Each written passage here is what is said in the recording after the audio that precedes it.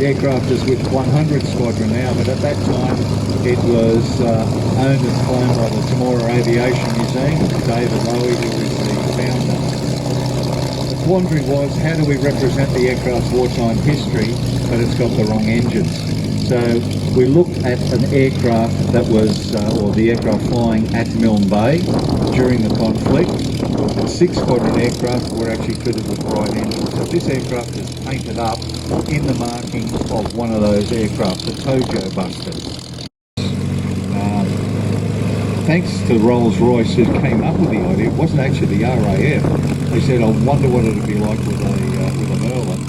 And they got 5 aircraft, and they actually did the conversion.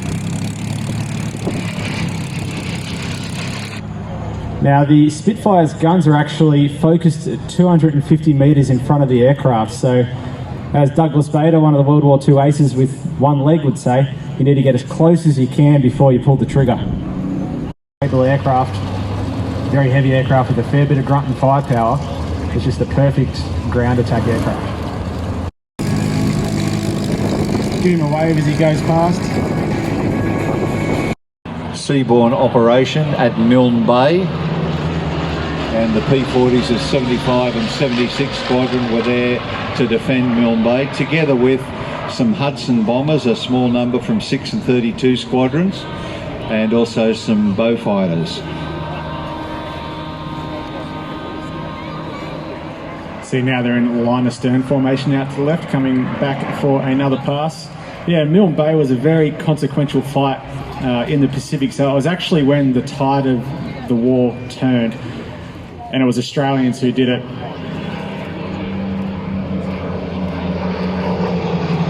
It's actually the first time that the Japanese had been defeated on land in over 400 years.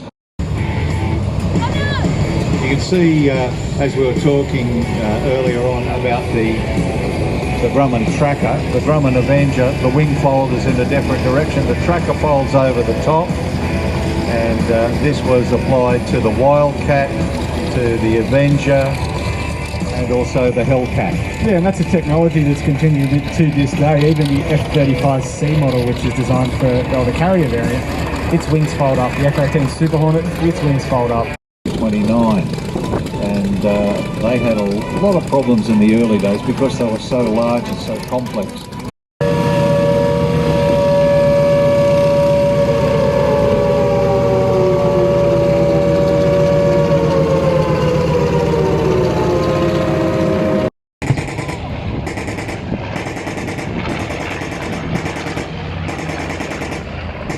Now, unlike the Allied Air Forces, the German pilots would be kept on the squadron until they were basically medicaled out or passed away through battles.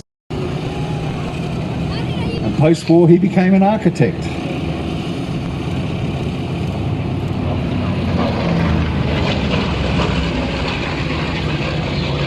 An absolutely fearsome aircraft.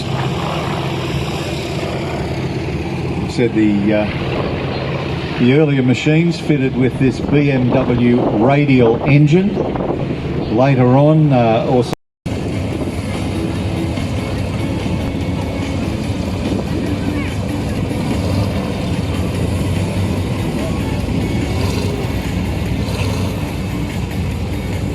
this aircraft is a faithful replica of the original Southern Cross, using exactly the same materials, techniques. That's it. No interior lining, no creature comforts. The wing is all wood, and believe it or not, it is based on the wooden wing of a World War I fighter that was produced by Fokker. It was a parasol. Hope you're having a great time here. Up we go! 10 G's right there. There we go, and gonna go forward 6, right rudder, and we're gonna flip it over now and come back down, and we need as much speed as we can get for one of my favourite manoeuvres, called the torque roll. Here we go, up we go, and we're rolling out to the left. Hopefully we've got a good spot here with the cloud. And I'll turn the smoke off so you can see me. And we're going to come backwards. So up, down, down, up, right, left, left, right, we're reversing. Pretty good proper there now. Going back pretty good. Hang on the way. And over we go. Back to you, mate. Thank you, Paul. What do you think of Paul's flying so far, ladies and gentlemen? You'll hear Paul straining under the G-force, and he's not straining because it's hurting. He's actually tightening the muscles in his neck to make sure he can keep his vision for that little split second longer and not black out. Now, as Paul pushed forward on the stick, the aircraft's actually trying to throw him from the cockpit. So Paul uses not one, but two ratchet straps and ratchets himself into the aircraft to make sure he stays one with it at all times.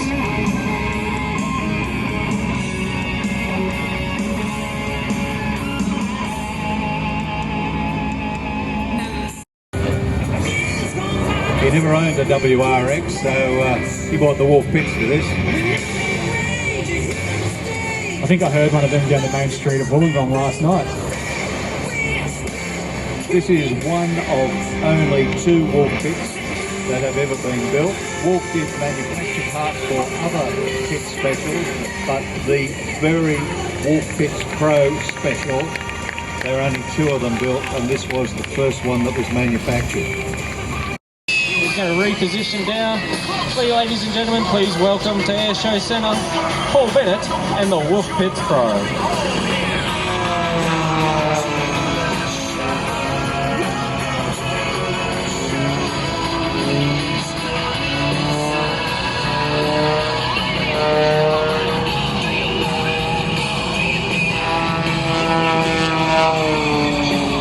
At Airshow left, Paul's going to pull vertical again.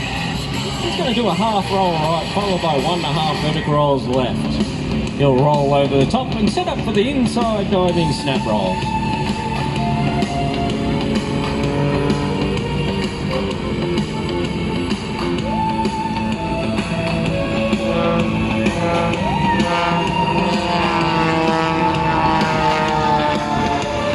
At Airshow right, pulling up for one of my favourite manoeuvres. As Paul does a full roll right, followed by 1.5 flick rolls left. He's going to attempt a full forward flick in the Wolf Pits Pro.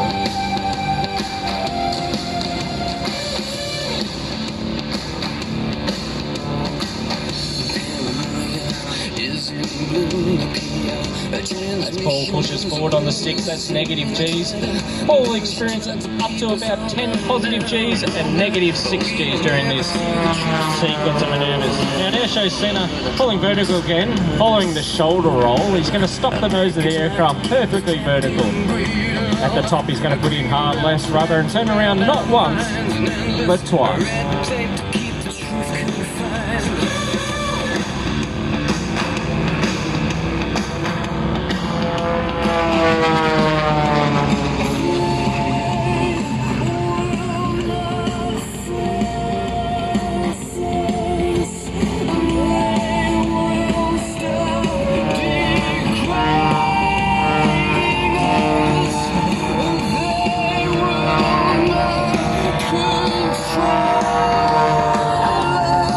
Paul pulls vertical again. He's going to do the point rolls on the vertical up.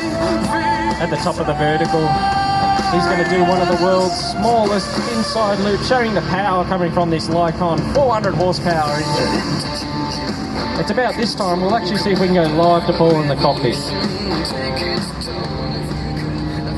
Am I Everglades? It's a bit of a tough old day. Here at Shellharbour today with a low cloud. But we thought you might like to come for a little ride in the Wolf Pits Pro. We're just sitting there hovering. Paul's actually quite famous for doing this manoeuvre and having a motorbike over the top of it.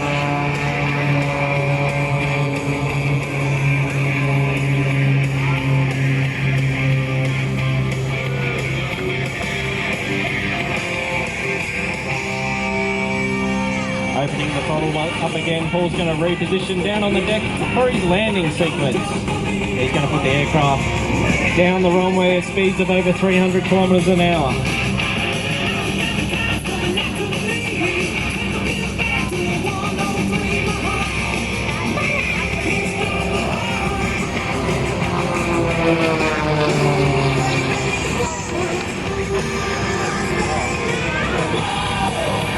At the end of the runway, he's going to pull vertical once again. He'll do a point roll on the vertical up. There's 1, 2, 3, 4. At the top of the vertical, he'll turn around with a double hammerhead. Now on the vertical down, you'll hear him pull the power and put the aircraft into a side slip. Now he does this for 2 reasons. The aircraft doesn't have any flaps to slow it down, so he puts the side of the aircraft into the airflow, and also because he can't see out of the nose very well, so he looks down the side of the aircraft.